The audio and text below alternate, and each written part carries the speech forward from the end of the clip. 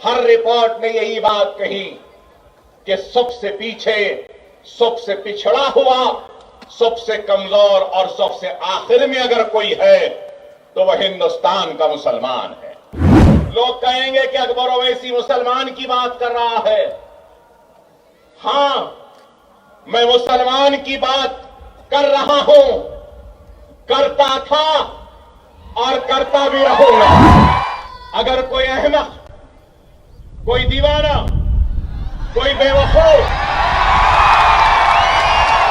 अगर यह समझ रहा है कि सिर्फ किसी एक की तरक्की से यह मुल्क सुपर पावर बनेगा तो वो दुनिया का सबसे बड़ा अहमक है। नेशन दो से नहीं बनता, नेशन बनता है तो हिंदू से, नेशन बनता है तो मुसलमान से, नेशन बनता है तो सिख से, नेशन बनता है तो ईसाई से, नेशन बनता है तो पारसी से, नेशन बनता है तो बुद्धिस्ट से, नेशन बनता है तो जैन से, नेशन बनता है तो गॉड, भगवान या अल्लाह को नहीं मानने वालों से भी।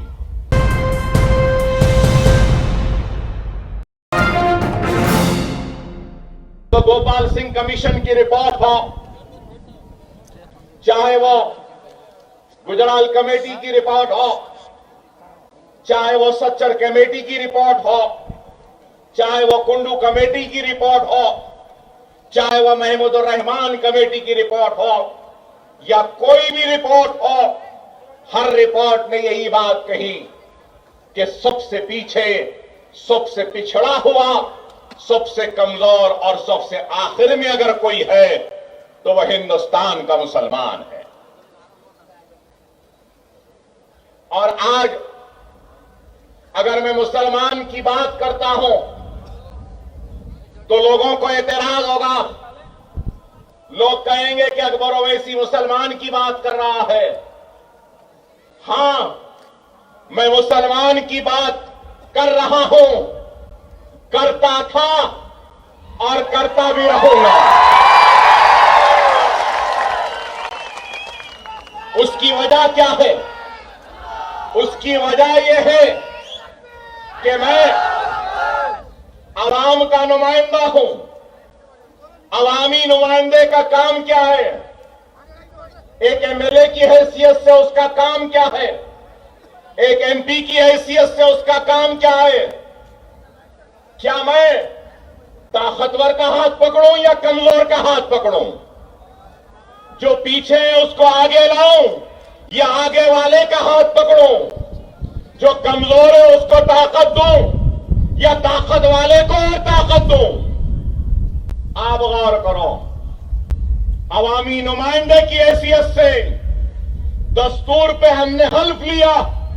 हमारी जिम्मेदारी है कि जो पिछड़ा है, जो कमजोर है, जो आखिर है, उसको हम आगे बढ़ाएं, उसको ताकत दें और उसको आगे बढ़ाएं। ये काम मैं कर रहा हूं। लेकिन बाज लोगों को ये काम बुरा दिखता है। आज ये फाउंडेशन स्टोन की तकरीब सिर्फ एजुकेशनल कैंपस का फाउंडेशन नहीं है, ये नेशन बिल्डिंग का एक कंट्रीब्यूशन है हमारी तरफ से जो हम दे रहे हैं। ये बात गलत नहीं है। नेशन की जब बात करता हूं तो नेशन एक से नहीं बनता, नेशन दो से नहीं बनता।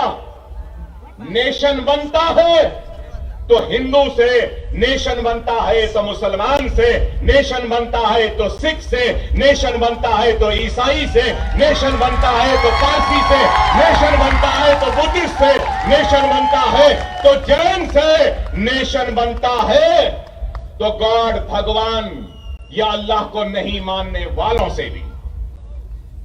नेशन का मतलब क्या है? जहां पे हर कोई रहता बसता है।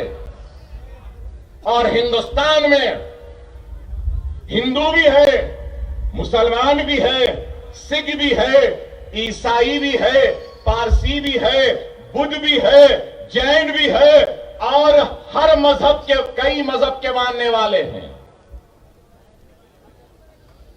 इससे नेशन बनता है। और कोई भी मुल्क उस वक्त तक कामयाब नहीं होता, तरक्की याफ्ता नहीं कहलाता, जब तक कि उस मुल्क के हर शहरी को इस बात का एहसास न हो कि वो भी मुल्क की तरक्की का हिस्सेदार है। मैं आज इस फाउंडेशन स्टोन के जरिए मुसलमान बच्चों को नेशन बिल्डिंग प्रोसेस का हिस्सा बनाने के लिए आया हूं।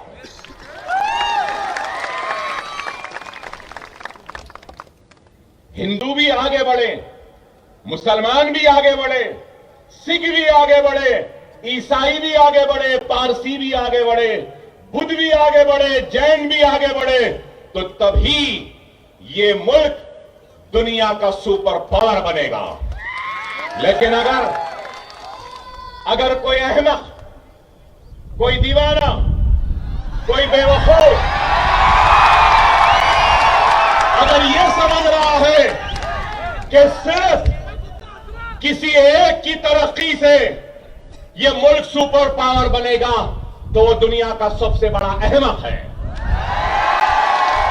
मैं ये कहूंगा कि सबकी तरक्की जब होगी इस मुल्क में, तो तभी मेरा मुल्क, मेरा हिंदुस्तान सुपर पावर बनेगा। ये अज़्म, ये इरादा लेकर हम आगे बढ़ रहे हैं।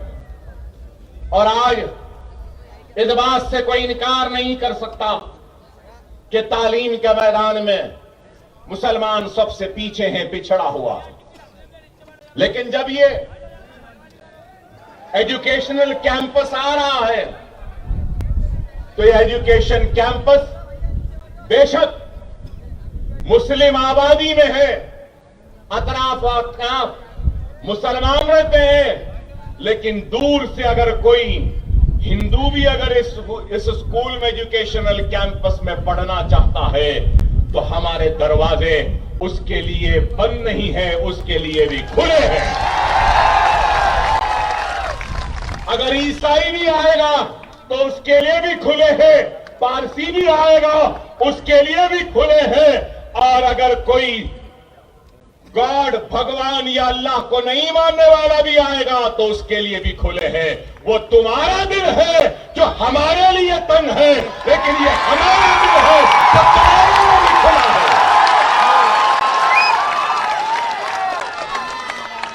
हमारा दिल बहुत बड़ा है।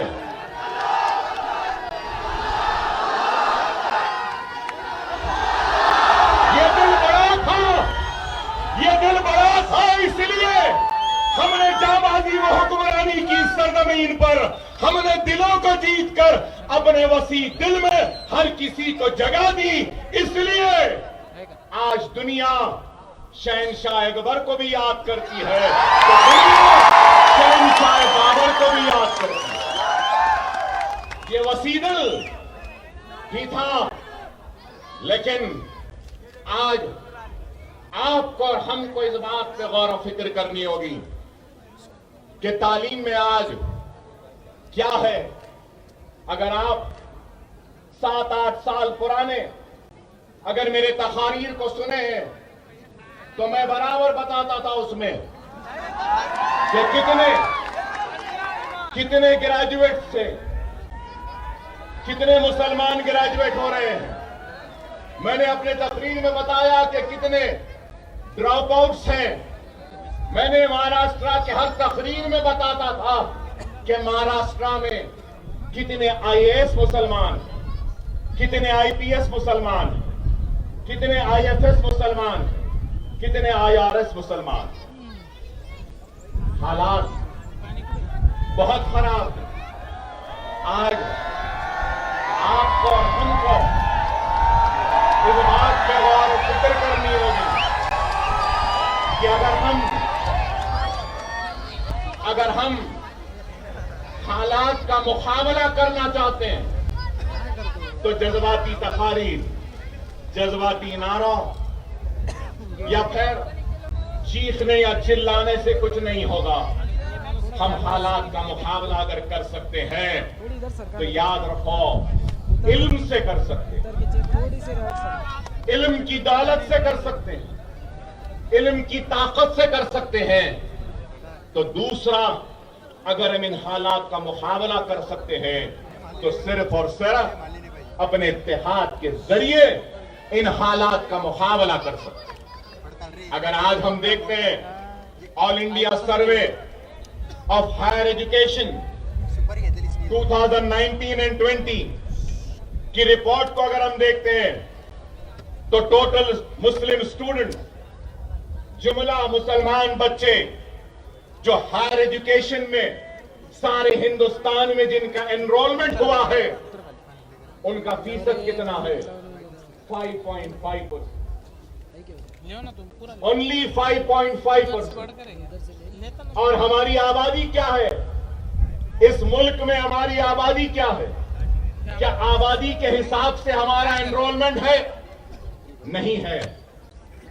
और अगर हम टोटल स्टूडेंट हायर एजुकेशन में 2019 और 20 में महाराष्ट्र में जिनका एनरोलमेंट हुआ है, उनकी तादाद देखते हैं तो 42,65,472, 42,65,475 टोटल एनरोलमेंट हायर एजुकेशन में।